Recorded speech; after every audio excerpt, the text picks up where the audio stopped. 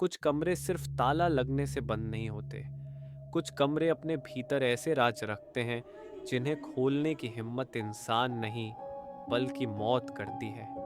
आज की कहानी उसी कमरे की है, रूम 309, जहां रात होने पर कमरे के अंदर कोई नहीं जाता, क्योंकि वहां पहले से कोई मौजूद होता है।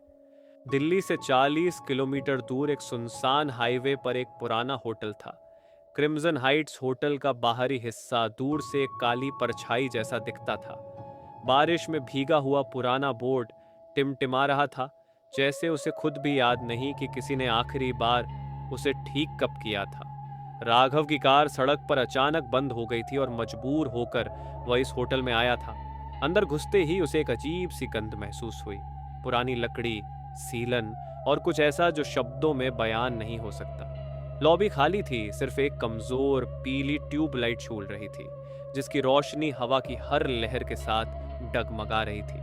काउंटर के पीछे एक बुजुर्ग आदमी बैठा था, उसकी आंखें गहरी, लाल और थकी हुई। उसने जैसे ही राघव को देखा, उसकी सांस अटक गई, मानो वह किसी ऐसे चेहरे को देख रहा हो जिसे वह पहचानता है लेकिन याद नहीं कर पा रहा। राघव ने सामान्य स्वर में कमरा मांगा, लेकिन रिसेप्शनिस्ट की निगाहें बार बार सीढ़ियों की तरफ जाती रहीं, जैसे कोई ऊपर उसकी बात सुन रहा हो। जब उसने तीसरी मंजिल का नाम लिया, बुजुर्ग आदमी का चेहरा पीला पड़ गया। उसने कांपते हुए कहा, ऊपर कोई नहीं जाता बेटा, कई सालों से नहीं।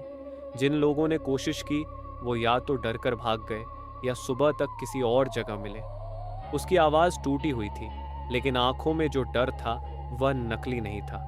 बावजूद इसके राघव ने हंसी में उड़ा दिया, सोचकर कि शायद यह सब पुराने होटल की कहानियां हैं जो ऐसे ही मुंह जबानी बढ़ती रहती हैं। उसे नहीं पता था कि वह एक ऐसी जगह में कदम रख चुका है जहां कहानियां नहीं, मौतें लिखी जाती थी।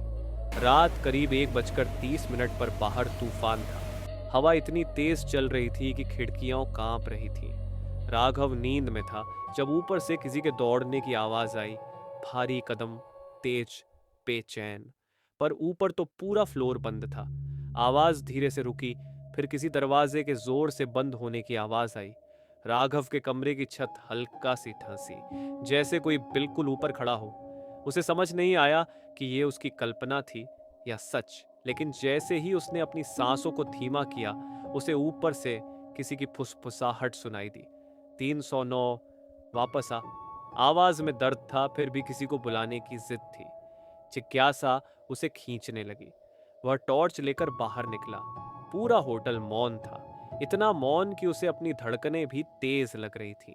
वह सीढ़ियों की तरफ बढ़ा और जैसे ही उसने एक कदम ऊपर रखा, हवा अचानक ठंडी हो गई। दूसरी मंजिल तक सब ठीक था, लेकिन तीसरी मंजिल का पहला कदम रखते ही उसकी सांस थम गई। सीढ़ियों के ऊपर खड़ा नो एंट्री बोर्ड पुरानी लकड़ी का था, जिस पर सीलन थी। लेकिन ज्यादा डराने वाली बात यह थी कि बोर्ड के ऊपर किसी ने उंगली से धूल हटाकर लिखा था, वेलकम बैक। राघव ने ठंडी सांस खींची। बैक, उसने खुद से कहा। वह पहले कभी यहां आया ही नहीं था। तीसरी मंजिल में जैसे किसी ने समय रोक दिया था। हवा भारी थी, दीवारें फट चुकी थीं और हर कमरे पर पुलिस की पुरानी सीलें लगी थीं। लेकिन गलियारे के अंत में 309 का दरवाजा आधा खुला था, जैसे किसी ने अभी अभी भीतर कदम रखा हो।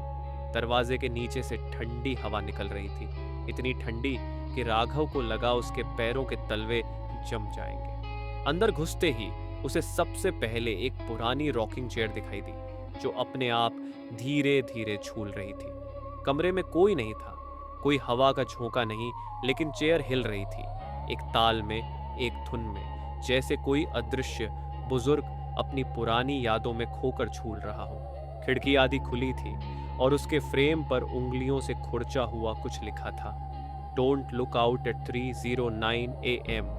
राघव ने कंपाती उंगलियों से दीवार की दरारें छुईं। कमरा कई सालों से बंद था, फिर भी खिड़की पर किसी की ताजी उंगलियों के निशान पाए जाते थे। राघव का दिल तेज हो गया। तभी उसे लगा कि कोई पीछे खड़ा है। उसने पलटकर देखा, कोई नहीं, लेकिन रॉकिंग चेयर अब जोर से हिलने लगी थी, जैसे किसी को गुस्सा आ गया हो। हवा अचानक तेज हो गई और खिड़की अपने आप पूरी खुल गई। कमरे का तापमान गिरकर बर्फ जैसा हो गया और घड़ी में समय था 3:08 सुबह। 3:09 सुबह तक 60 सेकंड बचे थे। उस 1 मिनट में राघव ने महसूस किया कि कमरे की दीवारें पीछे हट रही हैं, जैसे कमरा फैल रहा हो। हवा में एक गंध भर गई, भीगा हुआ खून, पुरानी राख और जले हुए कपड़ों की। रॉकिंग चेयर अचानक शांत हो गई, स्थिर, जैसे जो भी उस पर बैठा था अब उठ चुका था। फर्श पर किसी के धीरे धीरे चलते कदमों के निशान उभरने लगे, धूल में गहरी उंगलियां और एड़ी के निशान। वे निशान सीधे खिड़की तक गए और वहीं रुक गए। राघव अब खिड़की बंद करना चाहता था, लेकिन उसके हाथ जैसे पत्थर हो गए। उसे लगा किसी ने उसकी कलाई पकड़ ली है, नजर न आने वाला पर बेहद मजबूत। 3, 2, 1। 3:09 सुबह खिड़की के बाहर अचानक एक चेहरा प्रकट हुआ, सफेद, बिना भाव का, आंखें गहरी काली खाई जैसी। चेहरा उल्टा लटका था, जैसे कोई बाहर से खिड़की के फ्रेम को पकड़कर उल्टा झूल रहा हो। उस चेहरे के होंठ खुले और उसने एक ही शब्द बोला, देखो। जैसे ही राघव की नजर उससे मिली, बाहर से एक काली परछाई कमरे में लपकी। खिड़की टूट गई और हवा चीखने लगी। काली आकृति का शरीर नहीं था, सिर्फ हाथ, बेहद लंबे, पतले और जले हुए। उसने राघव को पकड़ लिया और खिड़की से बाहर खींचने लगी। उसकी चीखें कमरे में गूंज रही थीं, लेकिन कमरे की दीवारें जैसे उसे निगल रही थीं। आखिरी चीज जो राघव ने देखी, 309 का कमरा अंदर से बंद हो रहा था। सुबह रिसेप्शनिस्ट ने नोटिस किया कि 103 का दरवाजा खुला है। राघव का सामान वहीं था, लेकिन राघव नहीं। पुलिस आई, खोज हुई, लेकिन तीसरी मंजिल का एक भी सीसीटीवी काम नहीं कर रहा था। न कोई फुटेज, न कोई सबूत। बस रजिस्टर में आखिरी लाइन, 309, गेस्ट लॉगिन, 3:09 सुबह।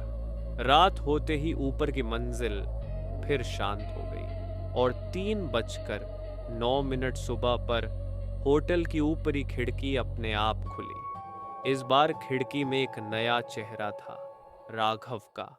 वह मकड़ी की तरह उल्टा लटका था और उसके होंठ हिल रहे थे।